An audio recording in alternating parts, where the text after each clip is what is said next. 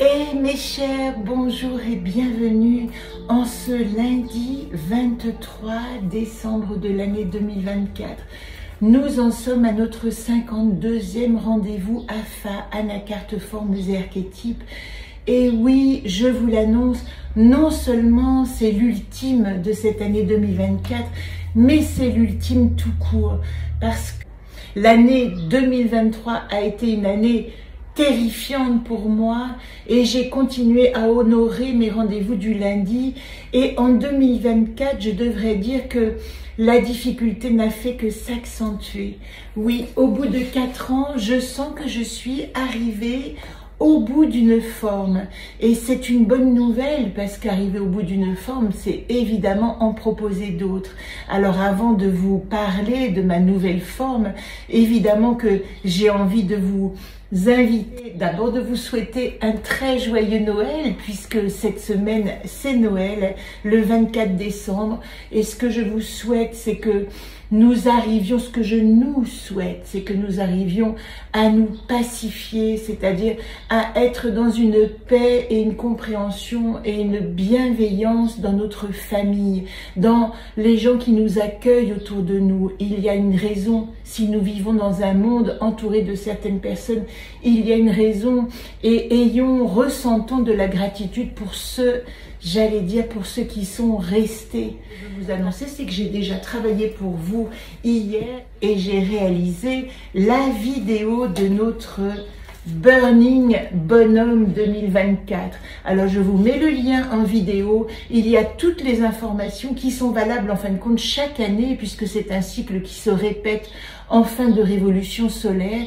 À partir du 24 décembre, vous êtes invité à faire votre bilan associé à toutes ces gardiennes lunaires que nous avons traversées avec les archétypes qui les comprennent, c'est-à-dire comment est-ce que j'ai accompli mes cycles et rythmes, comment j'ai honoré sagesse et mémoire, comment j'ai fait preuve de justice et d'équité, etc.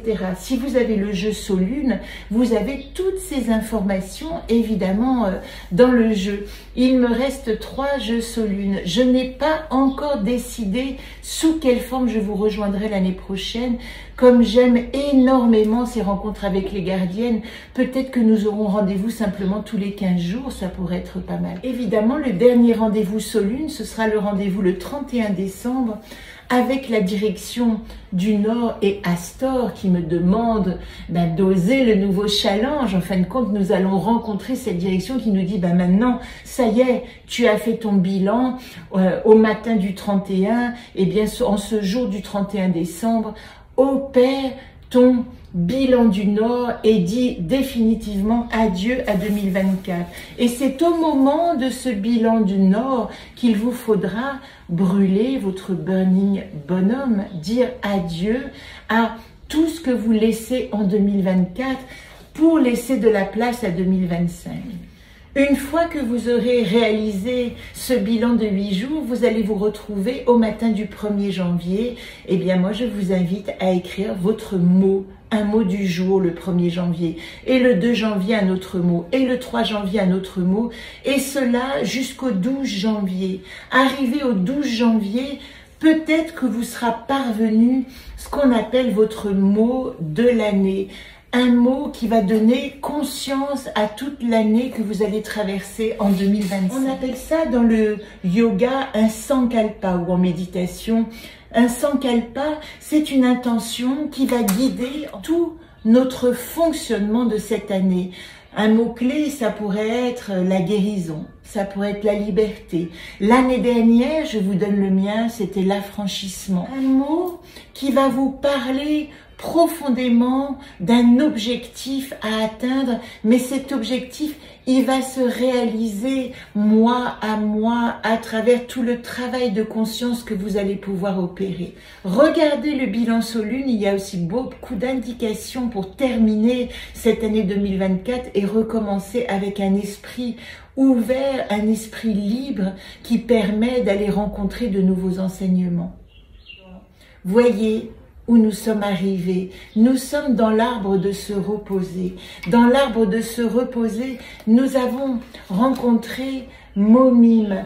Momime, elle me demandait dans la situation actuelle, c'est-à-dire vraiment dans ce que je traverse cette année, de trouver le chemin de mon âme.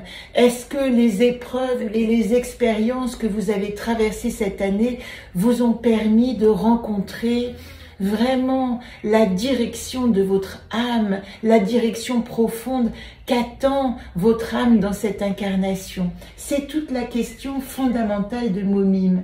Comme à tout, nous avions cette merveilleuse carte qui s'appelle Chesme. Chesme, ici en atout, elle parle d'amour, elle parle d'union, elle parle de réunion. Elle nous dit aussi, ne doute pas si tu as vécu des séparations, des difficultés, des désamours, que c'était une nécessité pour trouver vraiment la reliance avec toi-même, pour rencontrer vraiment cet amour profond qui te lie non seulement à toi-même, mais à un autre véritable. Nous avions Fémène en problématique. Fémène en problématique, c'est la désespérance, c'est la désillusion, c'est le burn-out. Elle nous mettait en garde contre la désillusion. Ne pas céder au désenchantement, c'était vraiment l'information qu'elle nous proposait. J'en profite pour vous dire que je ferai une dernière vidéo qui va évidemment faire le bilan de chemin de vie, parce que c'est toujours intéressant de lire le chemin de vie global et d'une manière horizontale avec une phrase, et de manière verticale, qu'est-ce que j'entreprends, qu'est-ce que j'apprends, etc. Parce que nous sommes à 27 cartes, eh bien il en reste 2. Ces 2 cartes, elles vont nous donner, pour la première, elles vont nous donner cette place ici, c'est-à-dire sur quoi je peux me reposer. Et la carte du saut quantique, c'est cette carte qui va opérer, dès que nous allons la retourner, un switch de conscience en disant, bien c'est là-dessus, si j'ai compris le message, c'est comme ça que je vais opérer toute la compréhension de l'enseignement de cette année. Nous avons évidemment seulement 2 cartes. Les voilà, je ne sais pas lesquelles elles sont, évidemment. Je sais quelles cartes restent dans le jeu, vous pouvez le savoir vous-même, il vous suffit de regarder tout ça. Mais je suis très intéressée par ces 2 notions, parce que la première carte, elle va nous parler d'estime de soi, et la deuxième carte, elle va nous parler de lâcher prise. Mais dans quel ordre? Tout de suite le tirage. Oul, j'ai appris à me laisser accompagner par l'invisible. La grande leçon de cette année, c'est peut-être d'apprendre à accepter les décisions de l'invisible, à accepter comment les choses se font malgré notre envie qu'elles se réalisent d'une manière ou d'une autre. Oulpe, elle donne naissance en saut quantique à Xerda, notre 29e anakarte. Xerda, estime de soi. Nous avons appris cette année à nous reposer sur l'invisible dans tous les domaines pour pouvoir nous baser sur une assurance, estime de soi. Je suis qui je suis. Eh bien, cette année 2024, elle m'a appris à être totalement en accord avec la personne que je suis et à présent à exercer mon chemin avec la conscience et l'estime et l'assurance d'être la personne que je dois être pour avancer. Voilà le bilan de ce chemin de vie 2024. La surprise est faite. La semaine prochaine, ce n'est pas un rendez-vous AFA puisque c'est la 53e semaine. C'est un rendez-vous où je vous présenterai la globalité de ce chemin de vie pour que vous puissiez simplement le lire et comprendre dans votre manière ce que nous avons traversé. Et évidemment que je vous souhaiterais non seulement une très belle année 2025, mais nous ferons ensemble cette clôture de bilan et la cérémonie du Burning Bonhomme qui nous attend. Je vous embrasse. Merci de m'avoir accompagné. Si vous êtes arrivés jusque-là, à toutes celles qui m'ont suivi pendant toutes ces années, merci infiniment. Je vous promets d'inventer une forme encore plus créative, encore plus inédite, qui va vous donner envie de poursuivre ces rencontres. À très bientôt.